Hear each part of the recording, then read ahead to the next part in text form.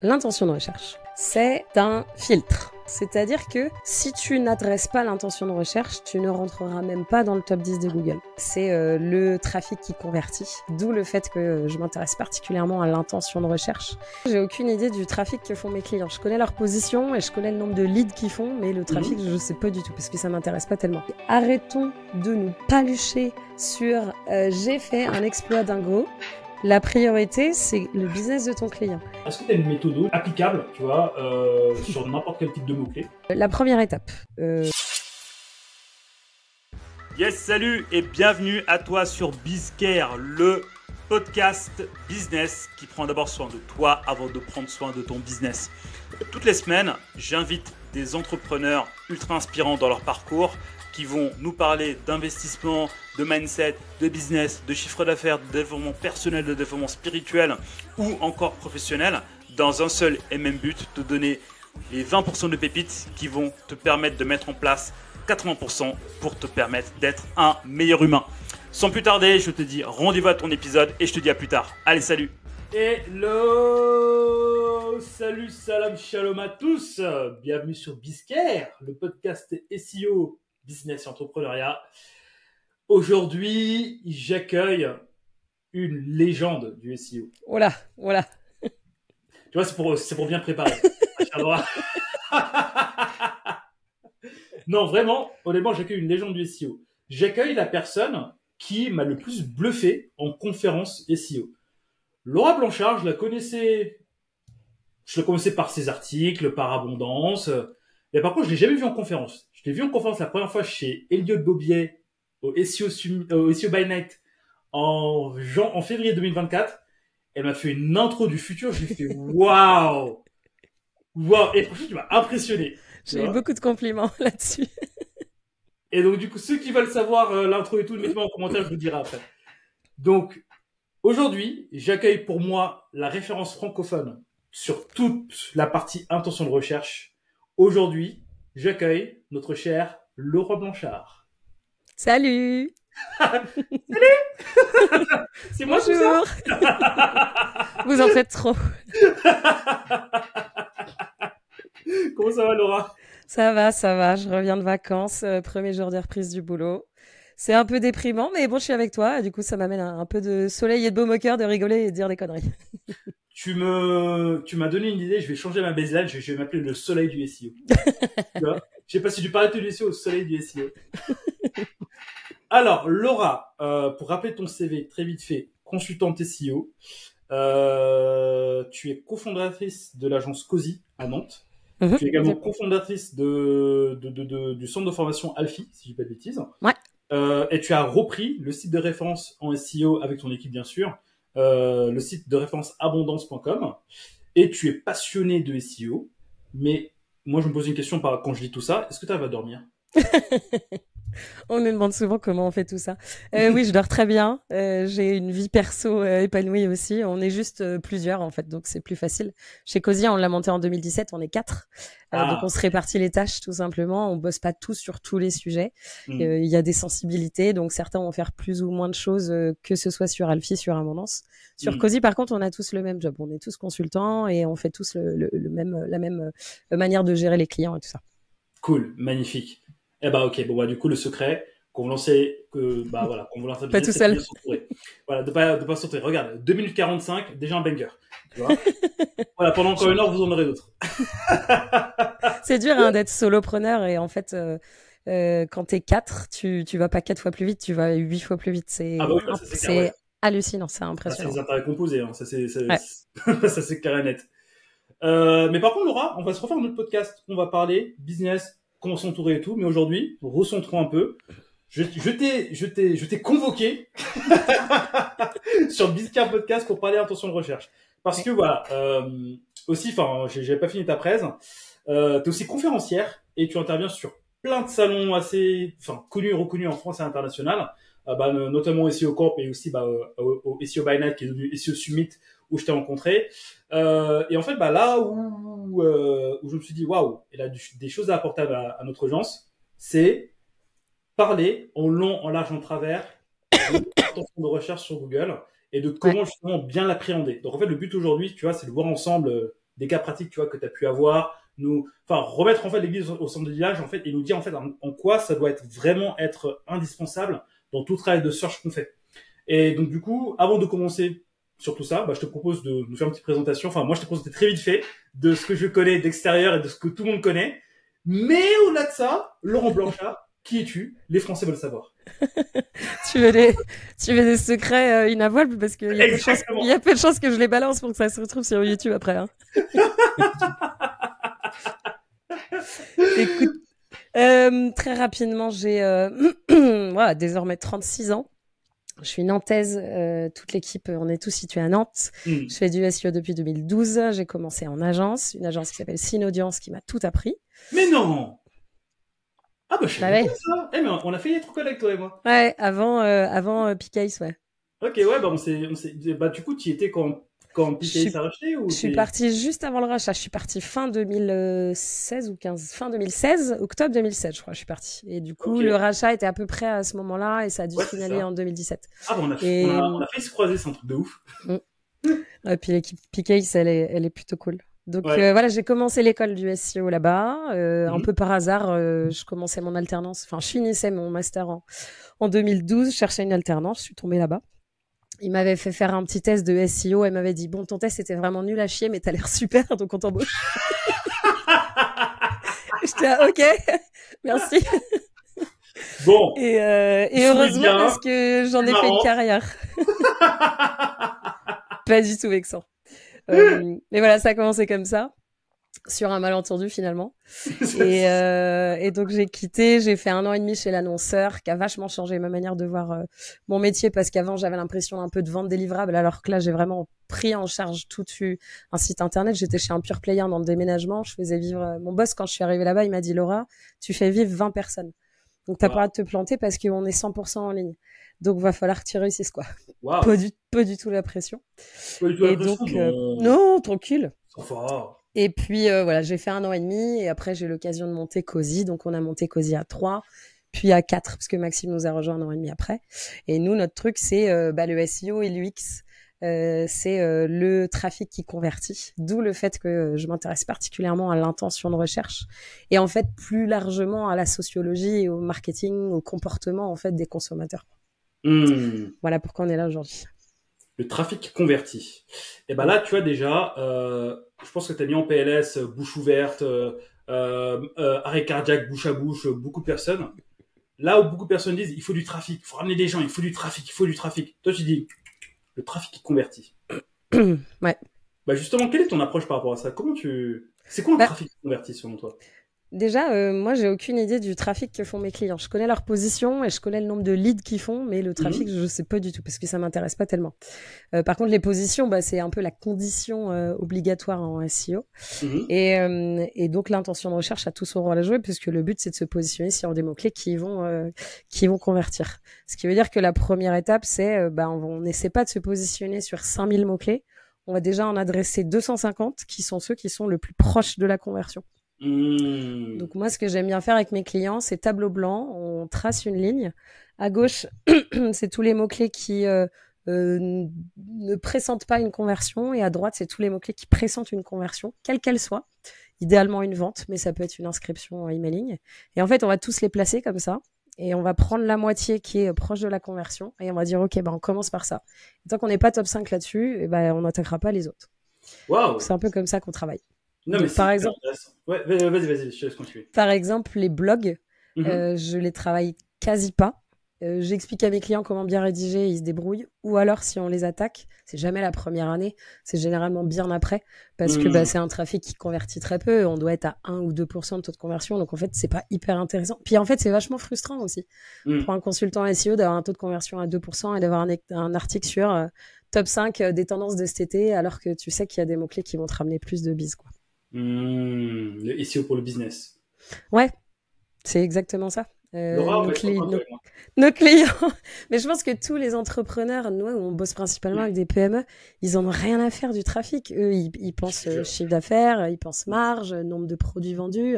Donc leur parler de trafic, en fait, c'est pas très intéressant, quoi. Mais tu sais, en fait, c'est intéressant ce que tu dis là, parce que avant qu'on se connaisse, on se connaît depuis quoi, 2 semaines à peu près. Moi, qu'on se connaisse, tu vois, moi, j'ai toujours martelé à mes clients, on s'en fout du trafic. Je suis là pour faire du business avec vous.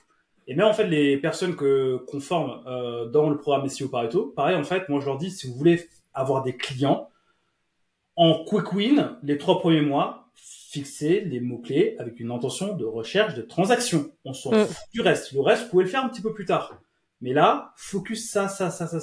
Mais en fait, moi, déjà, dans ma carrière, ça m'a plutôt bien réussi parce qu'en fait, ces clients-là, comme tu dis, j'ai pu les re-signer encore et encore et encore. Et c'est comme tu dis, à année 2 ou bien année 3 qu'on travaille les mots-clés informationnels ou bien les mots-clés de blog. Mais il m'a fallu du temps, en fait, en tout cas, mais à ma clientèle, de les éduquer en leur disant que le trafic, on s'en fout. Enfin, pas qu'on s'en fout, mais c'est pas le KPI numéro 1 en fait à avoir, tu vois. Donc toi, quand tu vas voir tes prospects ou bien dans toute la démarche que vous faites pour faire grossir Cozy, justement, comment vous amenez ça pour casser des croyances, mais sans pour autant être virulent vis-à-vis des clients? Alors, les clients existants, on a eu le cas l'année dernière, on lui a dit en fait, elle travaillait beaucoup sur le trafic, mais pas assez sur le taux de conversion. Et du coup, on lui a fait une comparaison. On dit, par exemple, là, tu es à 2,5 de taux de conversion. Si on passe à 3, tu gagnes tant de chiffre d'affaires.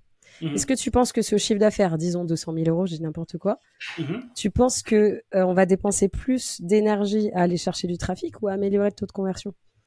Est-ce que tu penses qu'il va dépenser plus d'argent à aller chercher du trafic ou à améliorer le taux de conversion? Et en fait, on a posé un peu tout sur la table et on s'est rendu compte que c'était beaucoup plus rentable de travailler le taux de conversion. Donc ça, c'est la première chose. Et après, en prospection, là, c'est un discours à la fois franc et subtil. Franc dans le sens où on leur impose notre vision des choses. C'est-à-dire, s'ils veulent travailler avec nous, c'est parce qu'ils sont d'accord avec notre méthode de travailler. Et du coup, on va leur dire, moi, la manière dont je fonctionne, c'est ça. On va définir d'abord les mots-clés transactionnels. On commence par cela. Le blog, ce sera après. Donc, comme je te dis, si un prospect me dit, moi, j'aimerais rien travailler mon blog, pas de souci, je te donne le contact d'une agence de com, mais ce sera pas avec nous. Et en plus, ça m'intéresse pas.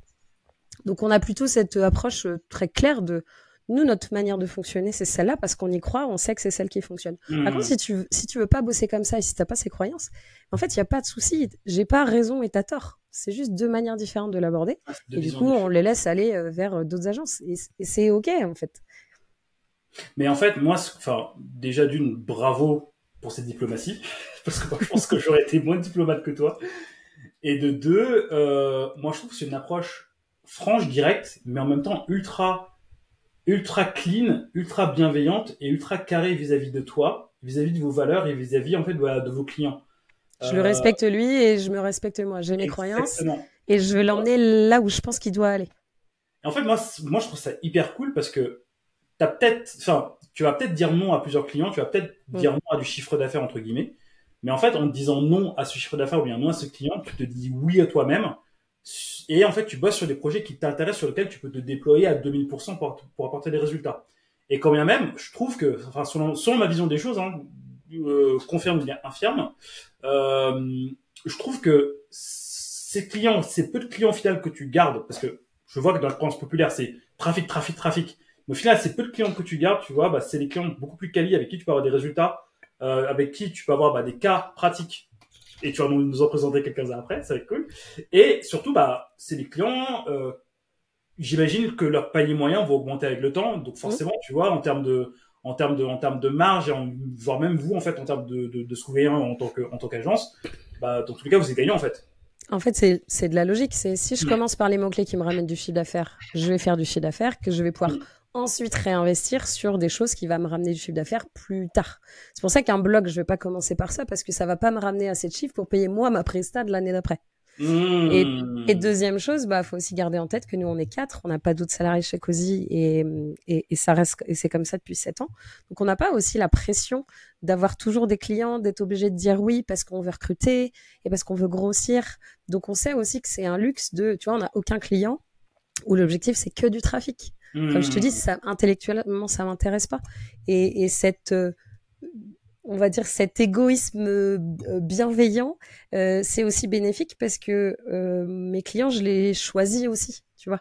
Évidemment, c'est eux qui me payent, donc c'est eux qui me choisissent, mais j'ai choisi aussi parce que je vais sur les projets où, je sais que je peux lui apporter quelque chose parce que j'ai les compétences. On a déjà refusé des clients parce qu'on se sentait pas capable. Et on est aussi capable de le dire quand c'est trop un gros projet ou c'est des enjeux ou sur des marchés qui sont très très concurrentiels, on n'y va pas. Et j'ai évidemment oublié le numéro 2 que j'allais dire. Mais c'est pas grave. Alors, je te rassure, ma chère Laura, ça ne sera pas coupé au montage. Mais c'est pas grave. Mais tout ça pour dire, tu vois, si je traduis ce concept d'intention de recherche dans la manière de gérer une agence SEO, c'est ça. C'est concentrons-nous sur ce qui rapporte du business. Ça veut pas dire qu'on est des requins, juste c'est du bon sens. Et après, on se fera plaisir avec des trucs qui sont un peu plus de la com, quoi. Bah, d'ailleurs, cette approche que tu as, globale, tu vois, c'est la même approche, enfin, cette approche que tu as en B2B et en agence.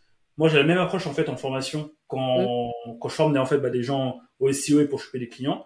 En fait, déjà, quand on recrute, en fait, des personnes dans le programme, nous, direct, on dit, on prend pas tout le monde.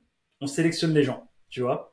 Tout simplement parce que ce que j'ai pu remarquer, tu vois, moi-même, en étant dans la formation depuis assez longtemps, c'est que tu peux pas aider tout le monde, déjà d'une, dans un premier temps. Dans un second temps, moi, je suis quelqu'un, et je pense qu'on partage peut-être ce trait de caractère. Je suis trop empathique pour laisser quelqu'un sur le bord de la route, tu vois. Et de trois, il faut que les visions, en fait, concordent, pardon. Et je pense qu'en fait, c'est là où tu peux apporter vraiment de la valeur, mais dans le sens noble du mot valeur, tu vois. Tu peux vraiment apporter de la valeur, tu peux vraiment faire en sorte que tes clients passent de 0 à 1, et tu peux vraiment, tu vois, même toi, en fait, te développer intellectuellement. Donc, ce côté je me positionne, c'est moi qui choisis. Moi, je trouve que c'est hyper important pour se positionner, que tu sois en B2B ou bien que tu sois en B2C, parce que derrière, t'auras peut-être pas beaucoup de personnes, ou bien tu vas peut-être réduire la voilure, mais par contre, tu n'auras que des gens qualitatifs avec qui tu vas t'éclater au quotidien, tu vois. Ouais. Et surtout, en fait, ces gens-là, ces entreprises, comme tu t'éclates avec eux, toi, tu vas déployer une énergie que tu ne soupçonnais pas, qui fait que tu vas avoir des résultats exceptionnels et qui fait en fait que tu attires d'autres personnes comme ça, tu vois. Et je pense que c'est là où tu peux vraiment te positionner comme étant la personne référente sur ça, et on te voit comme la seule et unique personne de son marché, tu vois. Typiquement, tu vois, ce que je disais quand je t'ai présenté, moi maintenant, intention de recherche, pour moi, c'est Laura Blanchard, tu vois, parce que personne n'en parle aussi bien que toi, et t'en as fait un cheval de bataille, tu vois. Ouais. Et aujourd'hui, j'ai l'impression que maintenant, tout le monde le sait, tu vois. Tout le monde le sait. Et là, t'as encore plus le luxe d'être plus premium et de te dire encore plus, soit je rejoins les prix, ou soit, oh non, toi, j'ai pas envie de bosser avec toi, reviens dans un an. Oui, puis il y a même des SEO qui nous envoient des clients ou des SEO in-house qui bossent avec nous en disant, on sait que tu as cette spécialité, donc on veut bosser avec toi parce que c'est un sujet que tu as pensé.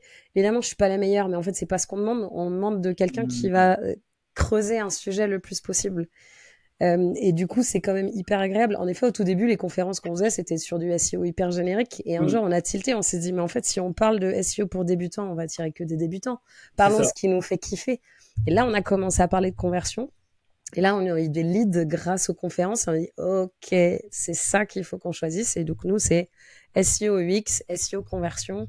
Et c'est là qu'on s'éclate, en fait. Mais je vois que on a la même strat, toi et moi. Attention, parce qu'on va finir par se voler des clients. Ça c'est clair. Mais après, bon, là ça va. Enfin, moi je suis. Ah non, quoique, ouais, c'est vrai que toi aussi t'as un centre de formation. Bien. Du coup, je vais rien dire. Non, je rigole. Non, en fait, mais non, moi j'ai la même strat que toi. Pareil, au tout début, SEO global, netlinking, sémantique, technique, wouh, tu vois. Mais en fait, tu es dans la masse. Ouais. Tu vois, t'es dans la masse. Pourquoi toi plutôt qu'un autre? Mais effectivement, quand tu choisis un levier que tu le ponce à fond, tu deviens référent de ça, et après, en fait, à ce moment-là, tu deviens no-brainer. Tu vois, à ce moment-là, tu n'as pas besoin de faire de pub parce que c'est les gens qui viennent derrière. Tu vois, bon, moi maintenant, j'ai plutôt orienté mes forces vers l'accompagnement parce que c'est ce que je kiffe faire, vraiment, c'est ce que j'adore faire. J'adore vraiment faire l'accompagnement B2C. Et typiquement, tu vois, quand ça commence à exploser à partir du moment où je me suis dit, nous, on accompagne des gens à maîtriser le SEO en freelance et avoir des clients. Tu vois, donc pas juste maîtriser le SEO, pas juste avoir des clients, mais les deux. Mais là, en fait, en quelques mois, hein, tu vois, ça compte pas en années, mais en quelques mois, référence. Je vois. Ça fait plaisir. Ça fait plaisir. Ça prouve qu'on fait sûrement quelque chose de bien. Ouais. Oh, vite fait, mais méfions-nous quand même, hein. Méfions-nous. Non, mais c'est archi cool, Laura. Et en fait, juste si je devais en fait résumer tout ce que tu viens de dire là sur la première partie de ce podcast, c'est que je pense que ceux qui nous écoutent, qu'ils soient agences, freelance ou autres, je pense en fait que le business se trouve dans le positionnement et dans la spécialisation. Et en fait, moi, c'est quelque chose que je redis assez souvent. Je les redis pas plus tard que ce midi sur un live avec notre ami Elliot Bobier. Elliot, un petit coucou. Salut Elliot. Salut Elliot, des petits bisous. Ouais, en fait, le SEO est un marché hyper large, est un marché vraiment large. Il y a vraiment de la place pour tout le monde. Mais je pense que là où on peut vraiment tirer son épingle du jeu, être bien avec ça, c'est se positionner, prendre quelque chose, être référent de ça, pour que justement nos concurrents nous ramènent des clients, les prospects viennent à nous, et à partir de ce moment-là, en fait, on crée un cercle vertueux, quoi. Tout à fait, bien résumé. C'est validé. Merci. Donc du coup, faut que je casse les oreilles aux gens. Donc on m'a reproché ça souvent. Donc baissez votre son parce que là je vais faire le waouh Quel enfer. Oh là là, tes pauvres auditeurs, les pauvres. Bon, en même temps, ils doivent être habitués. Non mais généralement, tu vois, maintenant ils savent qu'il faut baisser le son quand ils m'écoutent. C'est pour ça que cette fois-ci j'ai prévenu. J'ai dit attention, je vais défoncer les oreilles. Donc là, giga pépite de Laura et que je peux confirmer parce que moi je fais la même chose. Si vous voulez plus de clients SEO, ou bien si vous voulez plus de revenus, spécialisez-vous, positionnez-vous pour qu'on vous voit le leader de cette niche dans laquelle vous êtes positionné. Et après, finger. En fait, là, vous n'avez même plus de concurrents, vous avez que des potes qui vont vous ramener du business. Et d'ailleurs, c'est valable aussi pour tous les business, pas forcément les agences SEO. Si tu lances ta boîte et tu sais pas par quoi commencer, commence par une niche. Et après, tu vas élargir celles qui sont à côté. Et là, tu vas avoir plus de niches. Mieux commencer par vendre des tabourets plutôt que d'essayer de concurrencer Ikea. Ça n'a aucun sens. Je pense que tu vois. Mic drop. Laura, merci beaucoup. Tabouret versus Ikea. Lequel est le meilleur? Merci, au revoir. Non, là, franchement, hyper c'est du bon sens, quoi. Ah, non, mais oui, en fait, c'est tellement du bon sens que les gens se disent non, c'est trop simple. Oui, je suis d'accord avec toi. Il y a ça souvent. Et c'est le problème avec l'intention de recherche aussi. Hop là, je fais un pont. Oh, la position, elle est belle. C'est que l'intention de recherche, c'est du bon sens. Sauf que quand tu commences à creuser, tu te dis ah putain, c'est pas si simple. Pas pour rien que j'ai de la matière pour en faire plusieurs confs. C'est que quand t'as pas forcément creusé le sujet, tu dis ah bah oui, c'est évident, c'est ça. Et puis t'arrives pas à te positionner. T'es 30e, 40e, 20e, peut-être, tu comprends pas. Et à un moment, tu testes un truc et tu fais ah putain, en fait, il me manquait ça, mais je le voyais pas parce que tête dans le guidon. Et justement, franchement, ta transition, elle est magnifique. Honnêtement, je pense que c'est la meilleure transition de Bizcare Podcast. Justement, en parlant d'intention de recherche, donc on s'est quitté, on sait comment tu te positionnes, ta philosophie des choses et tout. Maintenant, pour revenir, vraiment sur le cœur de cet épisode de podcast, intention de recherche, conversion, ma chère Laura, comment ça fonctionne? Alors, l'intention de recherche, c'est un filtre. Déjà, j'ai découvert ça en creusant, en parlant avec Sylvain Perronnet. L'intention de recherche, c'est un filtre. C'est-à-dire que si tu n'adresses pas l'intention de recherche, tu ne rentreras même pas dans le top 10 de Google. Même peut-être top 15 maintenant, mais les 10 premiers positionnés, ils adressent tous l'intention de recherche. Donc déjà, si vous voulez gagner des places, vous êtes 9e, passez 5e, c'est pas l'intention de recherche le problème. Parce que vous l'avez déjà. Par contre, l'intention de recherche, ça va vous faire passer de 0, donc de 100, 90, 80, bref, des limbes, à la 2e page. En gros, jusqu'à la 15e position.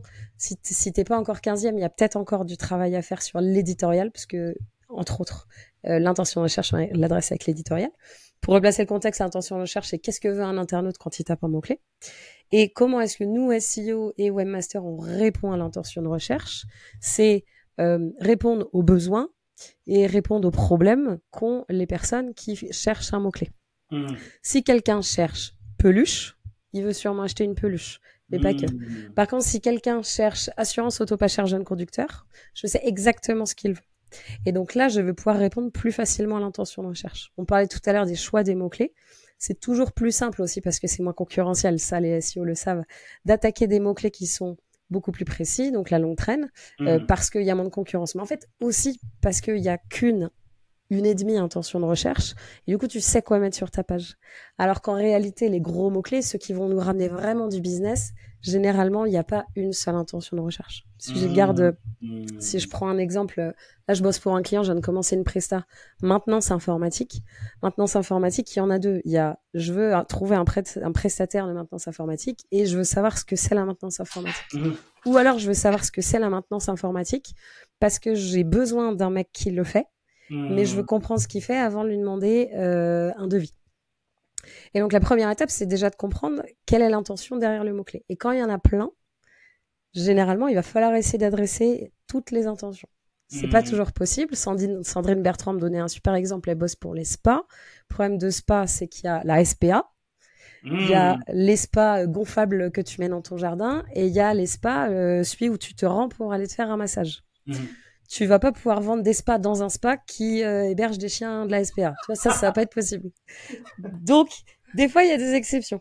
Ouais. Mais généralement, les intentions, elles sont assez proches et là, il va falloir toutes les adresser. Et donc ça, c'est première étape. C'est quoi? Faut la comprendre. Faut comprendre les subtilités. Donc là, il n'y a pas de sujet. Faut aller dans Google et voir ce qu'il dit. Ou alors, on a la patience et puis on réfléchit nous-mêmes et on se pose un peu et c'est là où on fait l'appel au bon sens. Et puis après, la deuxième étape, c'est comment on y répond. Et c'est là que l'UX rentre en jeu parce qu'il y a évidemment le contenu, le texte, l'information, mais en réalité, ça suffit pas. Il y a les médias, photos, vidéos.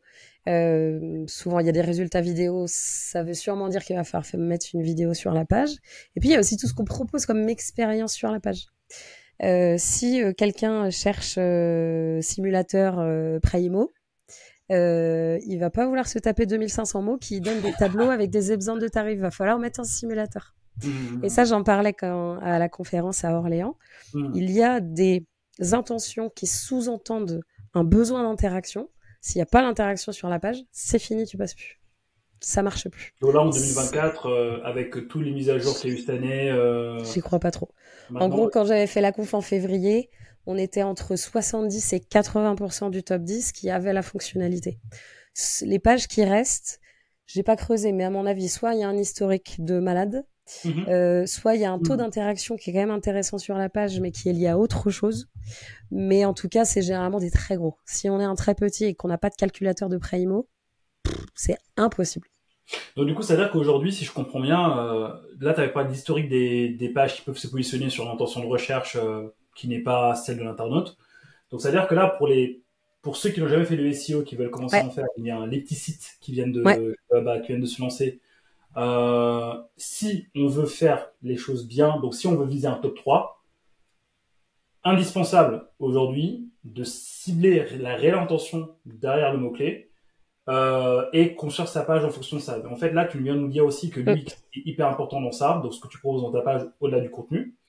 Et donc ça, c'est bien compris. Mais maintenant, est-ce que tu as une méthode, tu vois, justement, applicable, tu vois, sur n'importe quel type de mot-clé, tu vois, qu'on peut appliquer pour se dire, OK, ce mot-clé, son intention, c'est ça. Ça veut dire que dans ma page, il me faut ça, ça.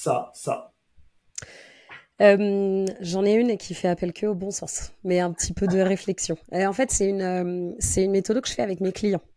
Et mes clients, c'est pas des experts du SEO. Ils sont matures en SEO, mais c'est pas des experts. La première étape, donc déjà, bien choisir ses mots-clés. Bon, ça, on va pas en parler parce qu'on peut en parler pendant des heures. Mais évidemment, il faut pas choisir un mot-clé trop générique. Mais quand on veut adresser un mot-clé, donc l'exercice que je fais avec mes clients, c'est OK, mettez-vous à la place de cette personne qui tape son mot-clé. Il est derrière son ordi, il est sur Google, il tape ce mot-clé. Pendant qu'il est en train de taper ce mot-clé, quelles sont toutes les questions qui peuvent lui venir à l'esprit? Par exemple, on avait fait ça, je sais pas, babysitter Nantes. Si quelqu'un est en train de taper ça, quelle question il peut se poser? Combien ça coûte? Est-ce qu'elle est sympa? Est-ce qu'elle va faire du mal à mes enfants? Où elle habite? Et en fait, tu vas vite arriver à 10, 15, 20 questions à peu près. Et déjà, si tu as ça, tu as déjà ton contenu. Après, le travail, ça va être de prioriser. Donc, on va répondre à ces questions avec ce que moi, le site, je pourrais lui apporter comme information. Combien ça coûte? Je vais mettre un tableau de prix. Est-ce que les babysitters, je peux leur faire confiance? Je vais afficher peut-être des logos de réassurance, des diplômes, etc. Et une fois que j'ai tout ça, je vais structurer en mettant l'indispensable d'abord. Donc, l'indispensable, c'est si j'ai pas cette info, je ne convertis pas. Par exemple, le prix. Sur un site e-commerce, si j'ai pas le prix, je peux pas acheter. Donc ça, faut que ce soit en haut.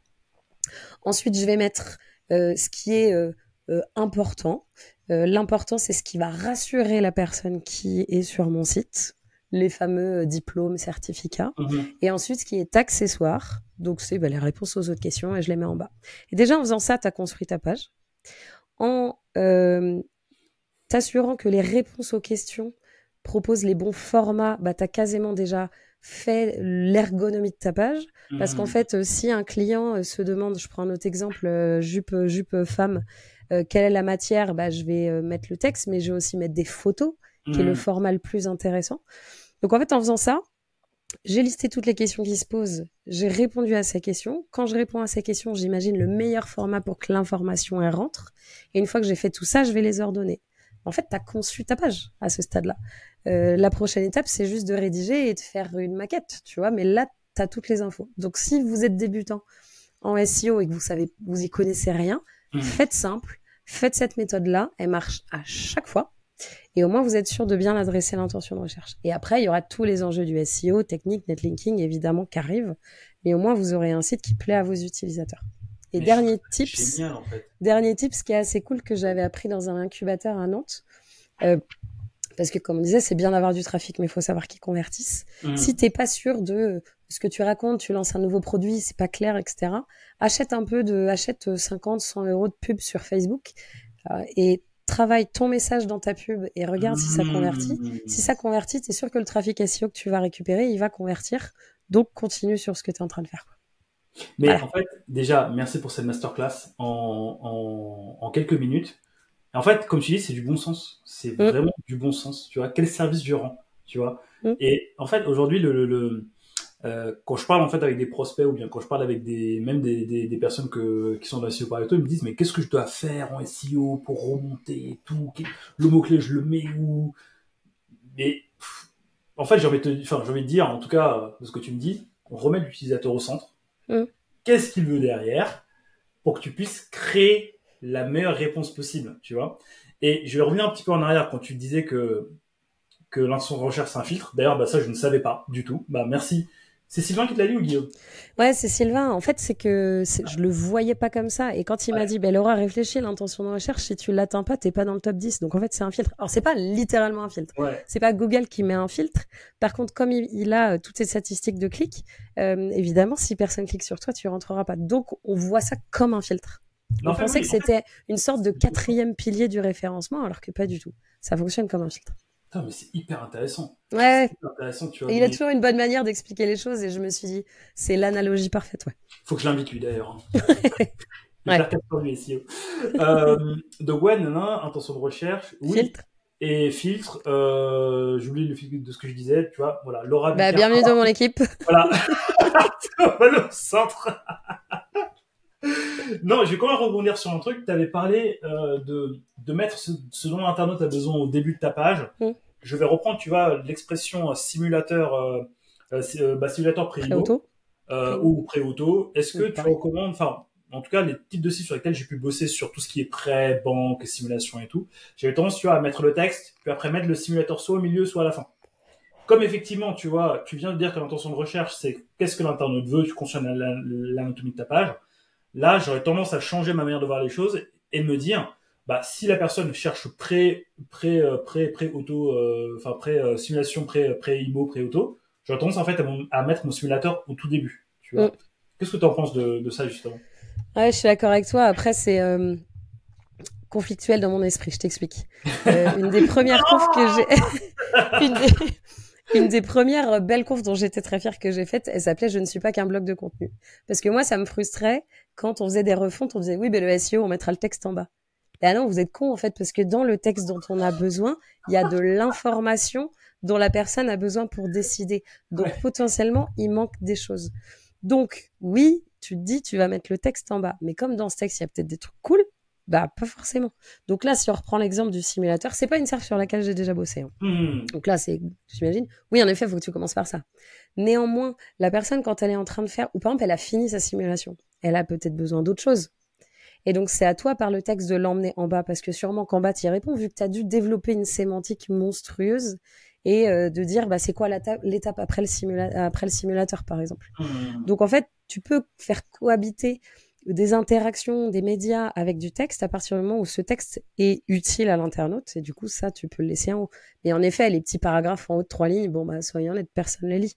Et d'ailleurs, il y a toutes les études de Heatmap qui montrent, bon, tu lis les titres, ça on sait, mais généralement, tu lis le début d'un paragraphe et la fin d'un paragraphe. C'est ça. Donc, si tu as des infos importantes, début de paragraphe, fin de paragraphe. Ok.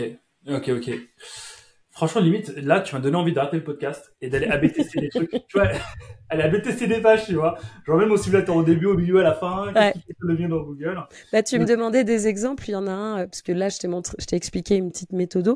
Mais pour te donner un exemple, donc, moi, ça fait 1 an et demi que je bosse pour un assureur pour les animaux.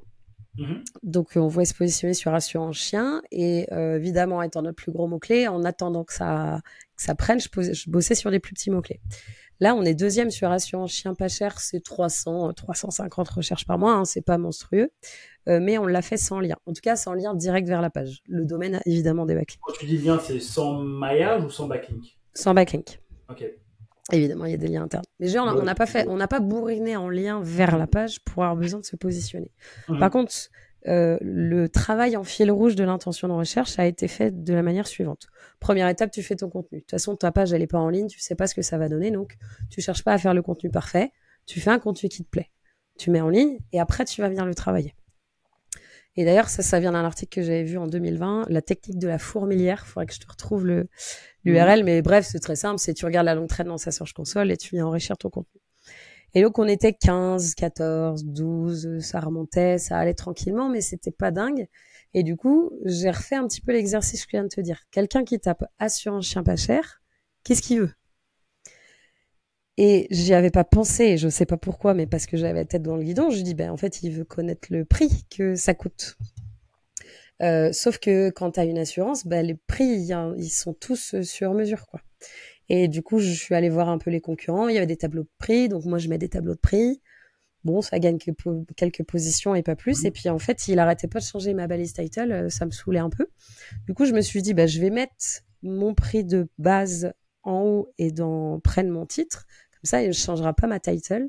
Et là, j'ai pris 5 positions, alors pas immédiatement, mais en 2 semaines, quoi. Donc, j'étais 10-12, je suis passée 6-7. Et puis après, au fur et à mesure, après, j'ai fait des soupages pour faire un petit peu de cocon de maillage. Et là, on est 1er, 2e et ça tient. Et en fait, c'est vraiment ce truc du enrichir sa page continuellement via le bon sens, via qu'est-ce qu'ils attendent mes internautes, qu'est-ce qu'ils veulent, quelles sont les questions qui se posent. Donc ça, évidemment, c'est un effort qui est plus grand que utiliser des outils, aller voir des mots-clés sans réfléchir, mettre dans la Search Console. Par contre, le dernier tip que je peux te donner là-dessus dans cette méthode, là, évidemment, j'ai eu l'idée parce que j'ai vu que le concurrent le faisait et je me suis dit, bah oui, c'est évident, il faut mettre le prix. Par contre, si on n'a pas d'idée, la meilleure source d'infos, c'est les gens dans son entreprise qui sont au contact des clients. C'est quoi les questions qu'ils posent? Les avis clients, c'est quoi les mots qu'ils utilisent? Quand je bossais dans la boîte de déménagement, tous les mois, j'allais voir les commerciaux pour leur dire ah, c'est quoi les nouvelles questions, qu'est-ce qu'ils vous demandent en ce moment, et ça finissait tout le temps sur le site. Et ça marche trop bien. Et après, la seule question à se poser, c'est sous quel format je le mets. C'est un tableau, c'est du texte, c'est une liste à puces, c'est une infographie, c'est une vidéo, et ça suffit. Parce que encore une fois, et je veux pas non plus faire croire à n'importe quoi, l'intention de recherche ne vous fera pas passer premier. L'intention de recherche te fera passer des limbes à la 2e page. Et après, de la 2e à la 1re, bon, bah là, c'est les backlinks, etc.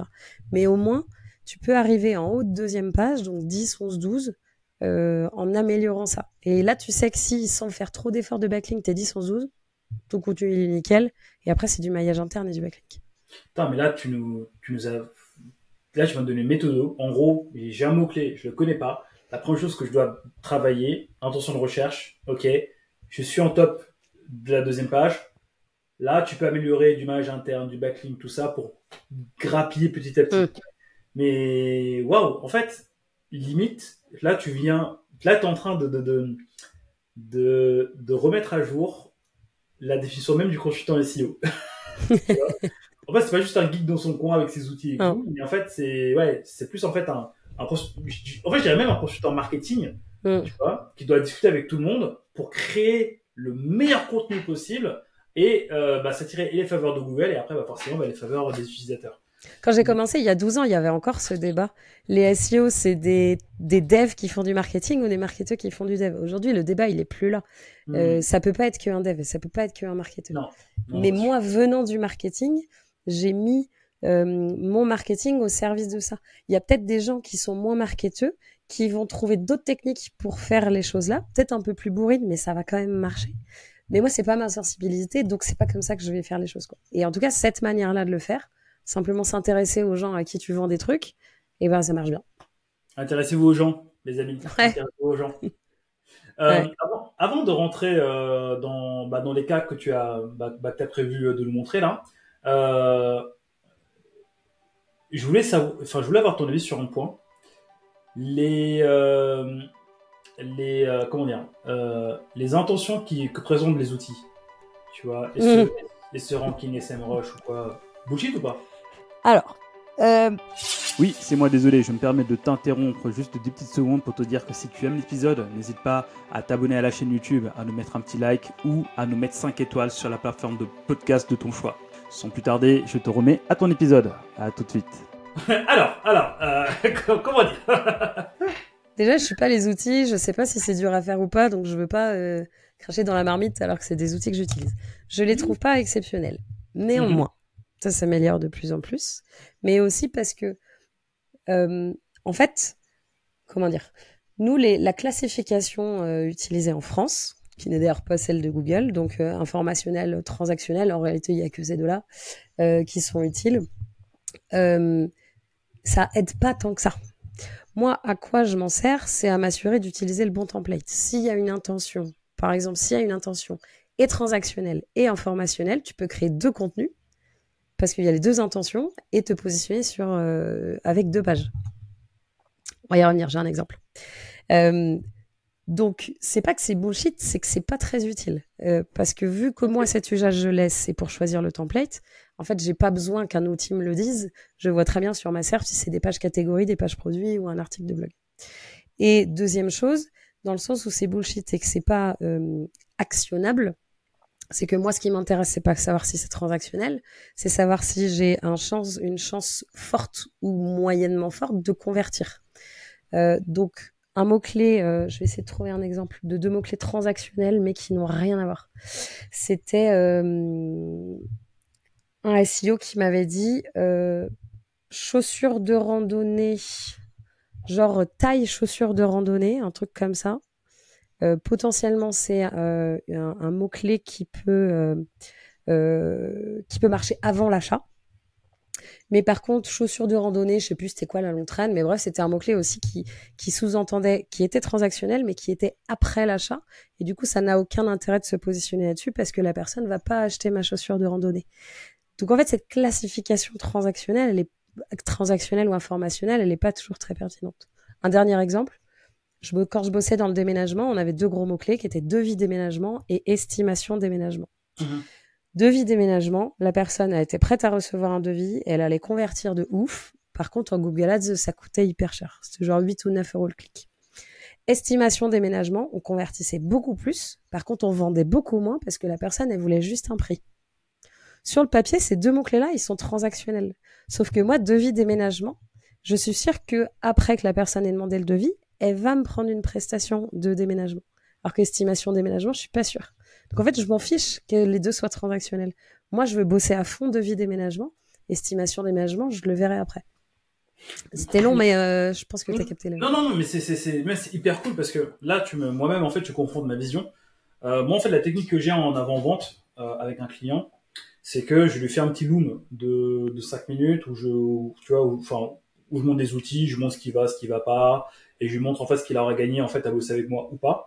Et en fait, dans ça, ce que j'aimais bien faire jusqu'à présent, parce qu'en fait là, je suis en train de challenger en direct live avec toi, c'est d'aller voir en fait les mots-clés transactionnels. Et ce que j'aime bien faire, c'était lui dire, en priorité, on va bosser sur ça pour avoir de la conversion, puis après petit à petit, on va travailler sur le reste, tu vois. Et en fait, j'ai déjà eu un prospect qui m'a dit, mais ça, c'est pas du tout mes mots-clés transactionnels à moi. Donc ton outil te dit que c'est transactionnel, mais pour moi, c'est pas du transactionnel. Et donc du coup, j'ai amélioré mon process en lui disant, ok, j'estime que ces mots-clés-là sont la conversion. Toi, dans ton CRM, dans ton back-office, en tout cas, ce qui se passe underground, qu'est-ce que tu en penses, tu vois? Donc, en fait, je suis moins dans une optique de voici la messe, mais plus dans une optique de je crois que la messe, c'est ça, tu vois? Qu'est-ce que toi, t'en penses, tu vois? Donc, c'est très c'est très intéressant, tu vois, ce feedback que tu me fais concernant ta vision des choses. Mais au final, la question, en fait, que je voulais te poser là, c'est est-ce que c'est fiable dans une optique de pré-audit, de pré-contrat, même d'audit, de se dire, voici mes mots-clés avec l'intention de recherche derrière, c'est comme ça qu'il faut faire. Et... Non, pas du tout. Et à la limite, en pré-audit, moi, je fais très rarement on passe jamais de temps qu'on vend pas. Mais quand j'en fais, je préfère analyser par type de page, à la limite, qu'avec les intentions. Déjà parce que les intentions, ça change. Ouais. Ensuite, parce que d'un outil à l'autre, ils disent pas les mêmes choses. Et parce que ceux que j'ai vus, ils sont pas dingues. Encore une fois, cette classification, je te donne un exemple de devis déménagement et estimation déménagement. Oui, c'est vrai, les deux sont transactionnels, sauf qu'il y en a un qui me ramène 2 fois plus de chiffre d'affaires que l'autre. Donc, non, je m'en sers pas, quoi. Mais par contre, par page, ça marche bien. Tu peux dire, OK, les pages blog, si je suis sur un site e-commerce, on va analyser le taux de conversion de mes pages categ, le taux de conversion de mes fiches produits. Ça, c'est pertinent et surtout, ça parle à l'éditeur qui connaît, lui, son site par cœur et qui s'en fiche presque sur les mots-clés sur lesquels ils sont positionnés, sauf tes top mots-clés, quoi. Ok, hyper intéressant. Bah, franchement, Laura, merci. Je viens d'avoir une autre vision des choses, donc vraiment, merci beaucoup. Très content. Franchement, j'apprends autant mes auditeurs dans Bizcare Podcast. Ok, c'est cool. Bah, maintenant, rentrons dans le vif du sujet. Tu nous as préparé des petits cas de figure où on voit ce qui s'est passé avant, après l'intervention de Laura Blanchard au niveau des Alors, ils sont pas tous chez moi, et puis j'ai choisi 5 exemples qui sont différents. Il y en a un que j'aime bien, donc celui-là, il date de 2021, donc c'est un peu loin. Donc je bossais pour un client qui, je vais tout simplifier parce que c'est des thématiques B2B un peu complexes, qui faisait de l'affacturage. L'affacturage, c'est tu demandes à quelqu'un d'aller récupérer tes dettes ailleurs. Si quelqu'un qui apprend l'affacturage vous écoute, il va me dire que c'est pas ça, je sais. Mais en fait, la définition est pas importante. Et donc, il y a un des mots-clés qui est affacturage PME. Et affacturage des PME, on fait un guide. Et en fait, on se rend compte qu'il y a 2 intentions. Et affacturage.fr est positionné sur les 2 intentions avec 2 pages. Et c'est pour ça que j'adore les intentions de recherche, c'est hyper subtil. Il y a un guide. Est-ce que les PME ont droit d'accéder à l'affacturage? Parce qu'en fait, à la base, les affacturages, c'est pour les grands comptes. Donc, requête informationnelle, on va dire. Et la deuxième page, c'est ma page d'offre commerciale de affacturage PME. Et ça, si tu captes pas qu'il y a ces 2 intentions de recherche différentes, tu peux passer à côté d'un business. Et affacturage.fr, qui est là depuis des années, clairement, il capte une énorme partie du marché. Et puis en plus, ces taux de conversion seront différents, évidemment. Et puis tu peux emmener l'un sur l'autre. Ça, c'est aussi un truc que j'aime bien faire. Si jamais, sans parler de blog non plus, mais on adresse des mots-clés qui ont l'air d'être hyper importants, qui font beaucoup de volume, mais qui convertissent pas. C'est sûrement, même s'ils sont marqués comme transactionnels dans les outils, c'est sûrement qu'ils sont trop loin de la conversion. On a un client qui fait des implants dentaires à l'étranger, il fait des séjours de santé, là, et ils sont positionnés sur implants dentaires. Mais ça convertit quasiment pas, on doit être à 1%. Donc extrêmement frustrant parce que je sais pas ce que c'est le volume de recherche, mais tu te doutes bien qu'un plan dentaire c'est costaud. En fait, les tests qu'on est en train de faire, c'est remplacer le call to action demande de devis par allez visiter ça pour comparer les tarifs. Allez voir cette page, il y a un avant-après visuellement les implants dentaires. Un funnel un petit peu plus long. C'est ça, parce qu'en fait t'es un peu trop tôt. C'est pour ça que je te disais qu'au début d'une presta, moi je dessine une ligne. Est-ce qu'on est plus ou moins proche de la conversion? C'est pas ça, c'est informationnel, ça c'est transactionnel. C'est est-ce qu'on est un peu proche, pas très proche, moyennement proche. Et en ayant cette vision-là, tu travailles un petit peu différemment tes intentions de recherche. Et comme l'expérience proposée sur la page, je parlais des interactions tout à l'heure, n'est plus demande de devis, mais autre chose, qui est un peu plus alignée avec l'intention de recherche. Google, on l'a vu dans les Google Leaks, il aime ça parce que la personne reste sur ta page de le retourner sur Google. Tu vas prendre des positions immédiatement. Donc ça, c'est des choses que j'aime bien faire. Et en fait, c'est assez fréquent d'avoir double intention. Donc le premier type, ce serait, s'il y a des doubles intentions, soit vous arrivez à adresser les 2 dans une même page, très bien, vous donnez plus de force, c'est plus simple. soit vous avez des choses différentes à dire et vous pouvez faire 2 pages différentes, elles se font des liens entre elles. Et puis celle qui est plus loin de la conversion, bah, vous pouvez l'emmener dans un tunnel vers la page où il y aura la conversion. Ouais, en fait, c'est la définition numéro 1 d'un guide. Ouais. Oui, c'est ça. C'est génial. Putain, c'est cool. Non, en fait, ouais, vas-y. Et en plus, avec ChatGPT, maintenant, on peut créer plein de trucs. Je te donne un exemple. Victor, mon associé, on a un centre de formation, formaceo.fr. Sur les pages de formation SEO, il a mis un petit quiz. Répondez à ces 10 questions et on vous dira quelle formation est faite pour vous. En gros, est-ce que vous êtes débutant et celle-là va être trop compliquée, ou est-ce que vous êtes avancé et celle-là, vous allez un peu vous faire chier, quoi. Donc là, le résultat, le résultat, je l'ai pas encore. On a fait le test depuis peu. Mais les wizards, par exemple, en parlent beaucoup de créer ces micro-interactions sur les sites pour garder l'internaute sur ta page. Parce que c'est les signaux que Google veut, quoi. Et mais c'est hyper intéressant. Enfin, là, je résume un peu ce que tu as dit. Et, juste les gens, ouvrez bien les écoutilles. Attention, je vais gueuler dans le micro. Dans 3, 2, 1.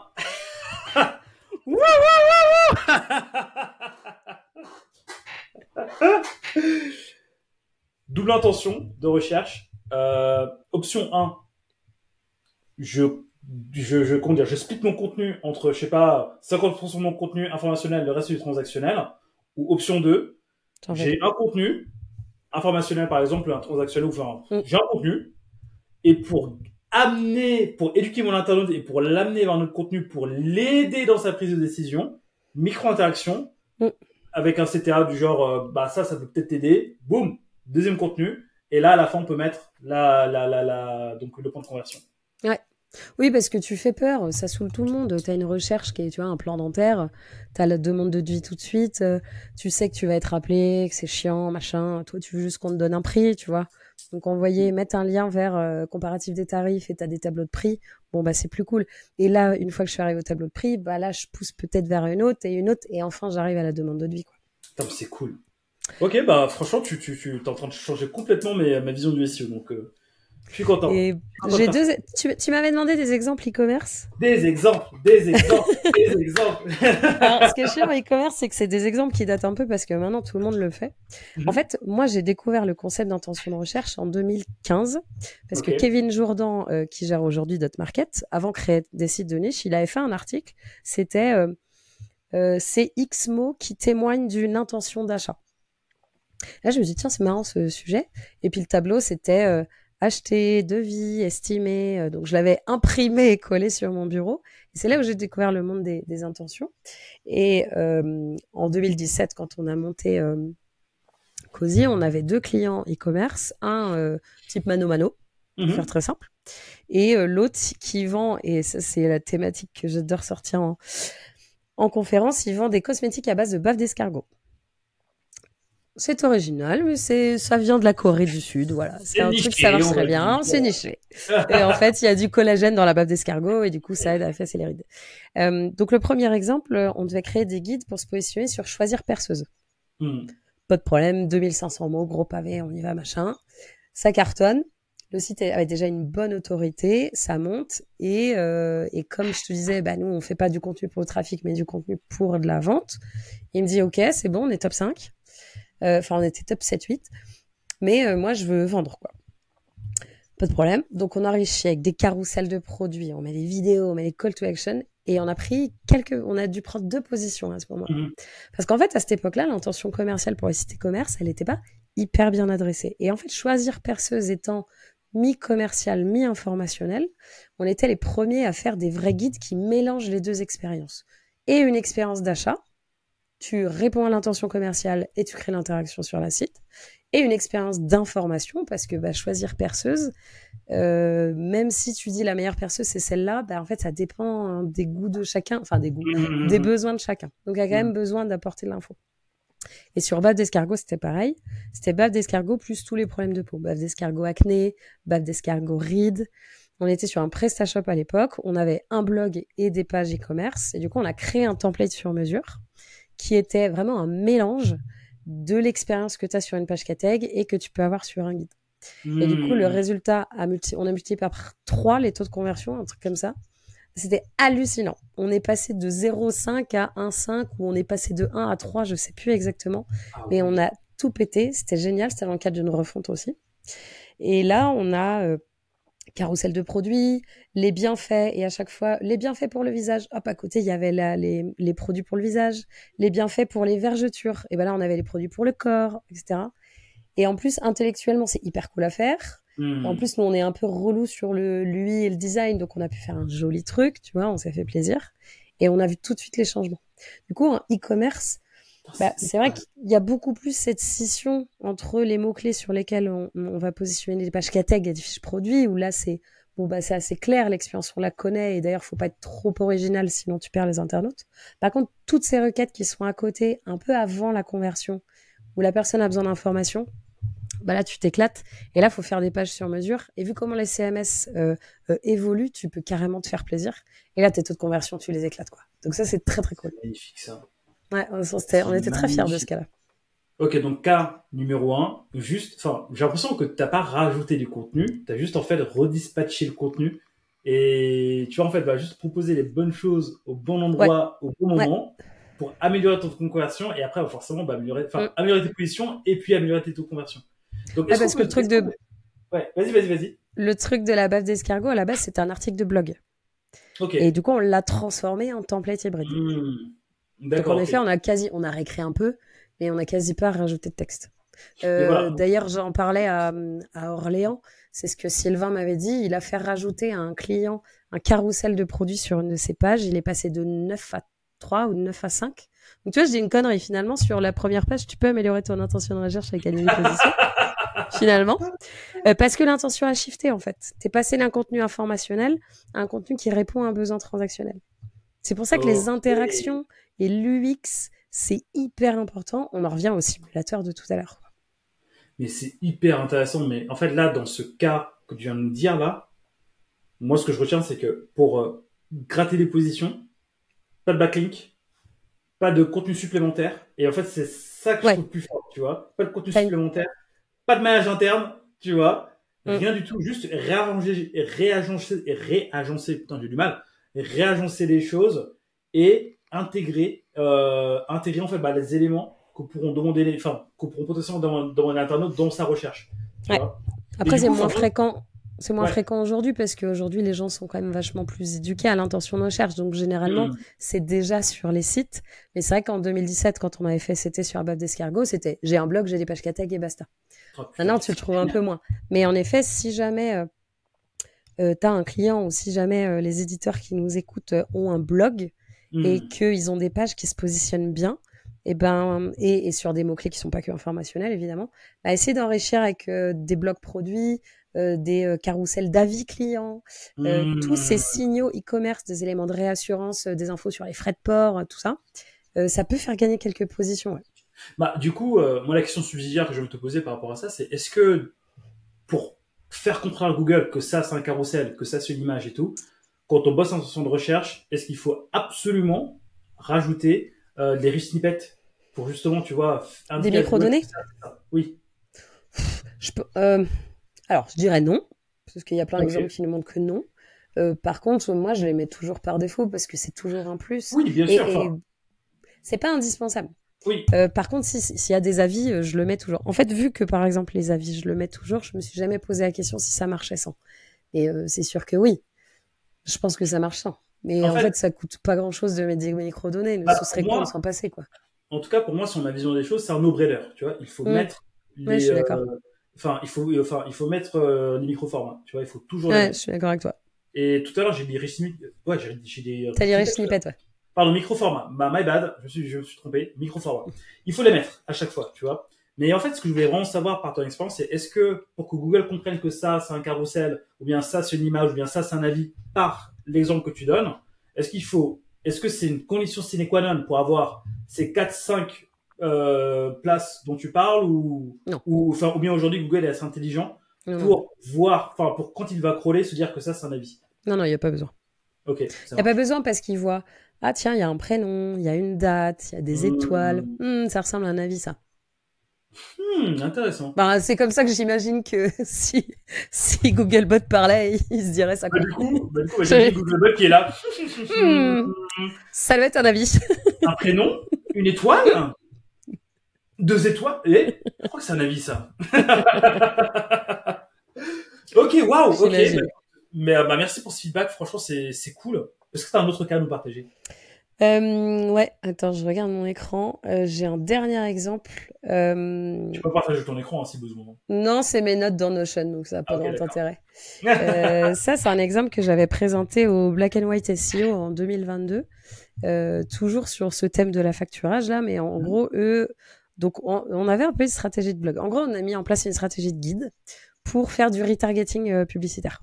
Donc là, il m'a dit, je veux faire beaucoup de trafic. Donc moi, je lui ai dit, mais moi, j'ai pas trop de trafic, je veux faire des leads, machin. Donc on s'est dit, on va aller chercher des mots-clés informationnels, mais on va faire ce que je t'ai dit, placer les CTA au bon endroit, et si les CTA c'est trop tôt, on place des simulateurs. Parce qu'en fait, il avait un simulateur d'économie si on passait par son outil-là. J'ai dit, à ces conditions, ok, on y va. Donc on avait fait un contenu, c'était des modèles de lettres.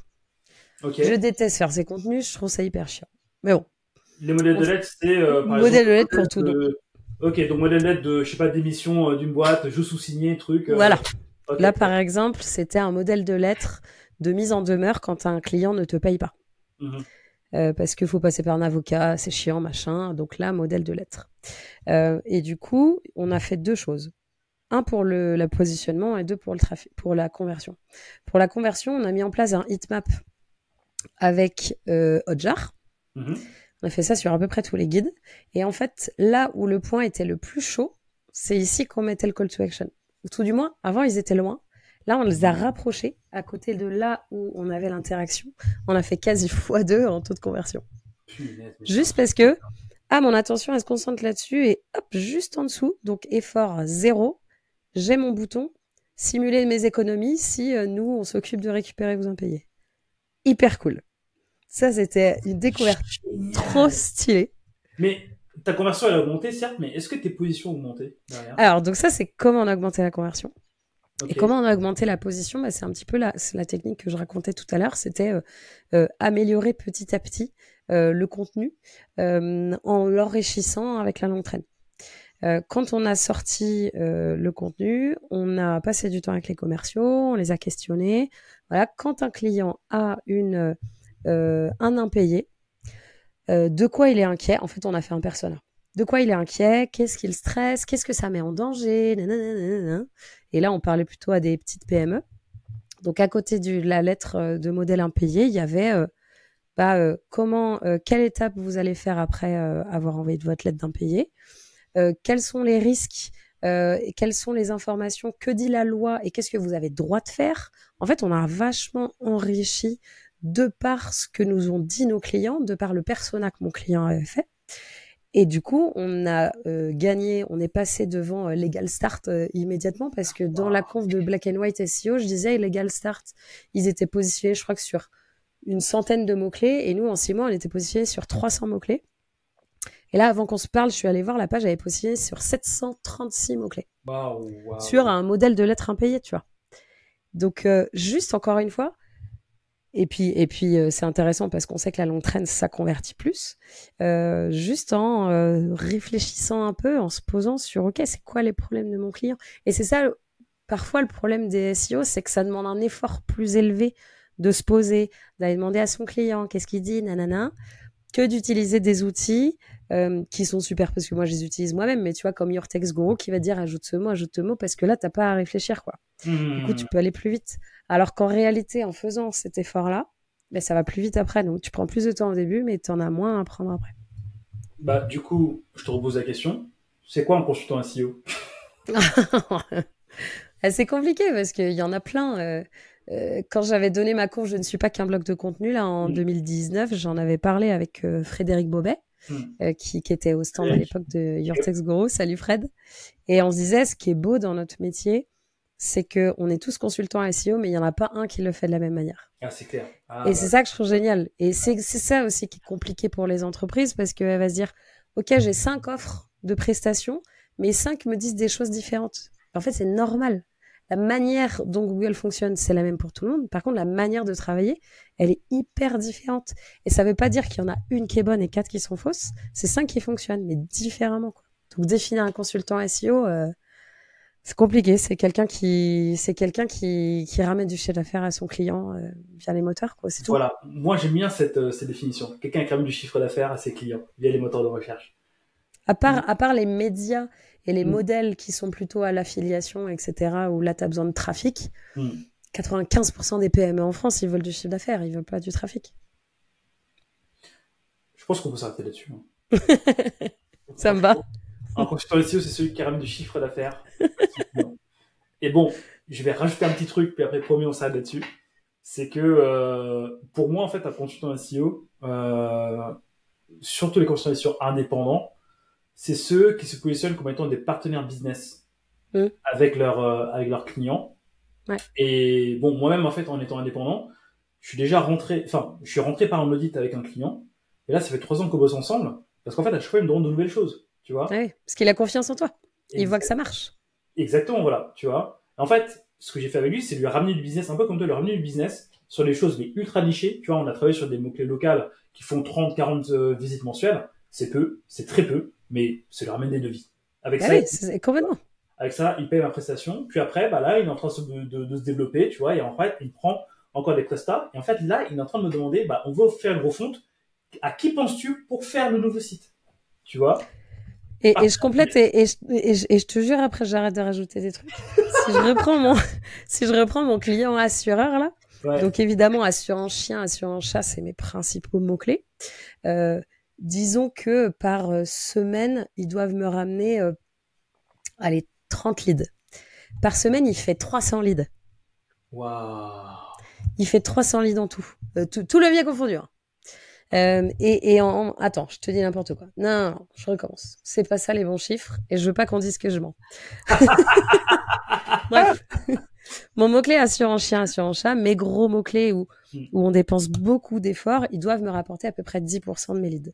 Alors qu'à la base, je pensais que ça m'en rapporterait 80%. Parce que en fait, le beau défi quand t'es SEO, c'est à être positionné sur ce gros mot-clé qui fait plus de 10 000 recherches par mois. Mais en fait, c'est pas comme ça que ça marche. Et comme tu dis, allons chercher ces petits mots-clés-là. Mon mot-clé assurance chien, ça fait 6 mois que assurance chien pas cher. Ça fait 6 mois que je suis top 2. J'ai plus rien à faire. Ça tourne. On est allé chercher toutes les races de chiens. Ça tourne. On est top 5. C'est cool. Et c'est ça qui ramène le gros. Donc, arrêtons de nous palucher sur j'ai fait un exploit dingo. La priorité, c'est le business de ton client. Et si le business de ton client, c'est 100 mots à 40 recherches par mois, et ben fais 100 mots à 40 recherches par mois au lieu d'aller chercher un gros mot-clé à 4000 recherches par mois, quoi. C'est aussi bien, cher consultant SEO. Il n'y a pas de petites prestations. Voilà, je peux pas continuer là, tu vois. Pas du film. D'accord, on va terminer. J'ai vu que je t'avais perdu sur celui-là. Là, j'ai fait, oh putain, elle a osé. non, mais en fait, non, mais c'est des vérités à dire. C'est des vérités à dire. Et clairement, bah, si on veut faire du business, bah, ramenons du business avec le SEO, qui aujourd'hui a la dent dure, malheureusement. Et voilà. Là, tu nous as fait une masterclass sur comment on peut le faire, avec tous les exemples que tu nous as donnés. Donc, il n'y a plus qu'à maintenant. Ouais, je vous ai tout dit, hein. Ah, franchement, ouais. Là, je sens que tu vois, j'ai pris. Là, il y a tout, là. En mode, c'est bon. Maintenant, je peux jeter. Mais quand même, ne faisons pas croire aux gens que ça suffit. C'est pas parce qu'on répond à l'intention de recherche qu'on est top 2. Ce n'est pas vrai, mais c'est un prérequis. Bah, justement, regarde. Là, je me posais la question, depuis le début de notre intervention, quel titre je vais donner à cet épisode de podcast? Tu vois? Au début, je pensais que j'allais te dire intention de recherche, je sais quoi. Tu vois? Un truc un peu chiant, quoi. Ouais, un truc un peu chiant, tu vois, que personne va lire. Mais là, on a parlé du métier du SEO, on a parlé de ce qu'on va faire pour aller du business, on a parlé de plein de trucs. Selon toi, si on devait résumer ça en un titre de podcast. Ah, il me demande le titre. Ouais, bah oui, bah écoute, tant qu'à faire, si tu veux bosser pour moi, ce serait bien. Je dirais l'intention de recherche, c'est pas ce que vous croyez, mais c'est peut-être un peu trop putaclic et les gens, ils vont se dire, oh, ça va être bullshit, quoi. Non, en fait, j'aurais tendance à prendre ça, tu vois, avec une photo de moi en train de faire. Et toi en train de faire. Si tu veux, je peux poser et faire. Voilà, non, mais écoute, moi, je verrais un truc du genre comment augmenter son business grâce à l'intention de recherche. Non, ouais, agence et clients, comment augmenter son business grâce à l'intention de recherche. Qu'est-ce que t'en penses? Bah oui, mais c'est la vérité. Hein. Allez hop, je me note ça. Allez, ça part. Allez, ça part. Voilà, emballé, c'est pesé. Laura, franchement, merci pour cette masterclass. Avec plaisir. J'ai adoré ce moment. Honnêtement, j'ai pas vu le temps passer. Tu vois, j'ai appris énormément de choses là. Tu m'as vraiment bouleversé dans certains programmes que j'avais. Et je ne sais pas si je dois te dire merci ou tu fais chier parce que je dois retourner des vidéos de mon programme d'accompagnement. Du coup, merci beaucoup. Où est-ce qu'on peut te suivre, ma chère Laura? Je suis surtout sur Twitter. Laura _NTE. Tu es dans la jungle de Twitter où les gens se balancent du shitstorm à chaque fois? Ouais, mais moi, je participe pas à ça. Et je serai au SDD à Toulouse. Je donne pas de conf, par contre. Le week-end prochain, et je serai au SEO Summit, je pense, au Grand Rex. Ah, bon, on se verra alors. Bah oui, quand même. Est-ce que tu seras là à mon événement alors, qui va être juste après le SEO Summit? Écoute, j'ai pas du tout organisé mon voyage, j'ai pas pris ma place. Mais oui, pourquoi pas? Tu seras là jeudi, vendredi. Et bah, reste le samedi. Ok, ça marche. Reste le samedi, tu vas kiffer. Cool. Bon, Laura, franchement, qu'est-ce que je peux te souhaiter? Du repos, parce que je suis crevée, je viens de reprendre, j'ai pas du tout envie de bosser. Non, tu peux me souhaiter. Écoute, pour être honnête, là, depuis 10 jours, on accueille 5 nouvelles personnes au bureau. Wow. Donc, tu peux me souhaiter d'apprendre à être des gentils RH, parce que c'est un vrai défi qu'on est hyper content de relever. Mais là, le bureau est plein, donc c'est cool. Mais d'ailleurs, tes questions subsidiaires, tout à l'heure, tu as dit que vous étiez 4 chez Cozy. Vous êtes 4 associés ou 4 consultants en tout? 4 associés. On est tous les 4 associés. Mais 4 associés, mais plusieurs consultants. En fait, non, on n'est que tous les 4 associés et tous les 4 consultants. Ok. Et après, on a Abondance où ils sont 3 maintenant. Donc Mathilde, Thibaut et là Julien viennent nous rejoindre. Alfie, elle était toute seule, ils sont 3 maintenant. Cool. On a Tiffen qui est en support de toutes les boîtes qui fait de la production audiovisuelle. Et on a voilà. J'oublie qui? J'oublie Lucas qui est en alternance sur une association de sport des gars qui est à côté mais qui est aussi au bureau avec nous quoi. Et voilà. Et on a sur Alfie, en fait, on est 2 agences qui se sont mis ensemble pour monter Alfie Formation. Je leur fais un petit coucou à l'agence Up by Web. Ils sont en Vendée et eux, ils sont spécialisés en inbound marketing. Putain, mais c'est cool. Je vois que là, ça croît. Ouais, ça grossit, c'est cool. Tout à l'heure, Victor, il me disait, tu te rends compte qu'il y a 6 ans, on voulait pas recruter, on s'est bien planté. Hein. Eh ouais, on est 14. Raté. Franchement, ça veut dire que vous êtes dans le vrai. Hein. Ouais, c'est cool. Et écoute, je te souhaite d'être une super RH et d'avoir une aussi belle croissance, une belle croissance. Pas croître pour croître, mais vraiment une belle croissance parce que tu kiffes ce que tu fais. Ouais, c'est gentil. Je te souhaite longue vie à ta formation surtout, parce que ça a l'air d'être la partie la plus importante. Et à ton livre. Un programme. Au programme. Voilà. Et à mon livre, Prospérer Libre, grâce à SEO. C'est vrai que j'avais vraiment remplacé celle-là. Disponible sur Amazon. Merci Laura. Prends soin de toi. Et je te dis à très bientôt. Ça marche, salut. Salut, ciao. Ciao.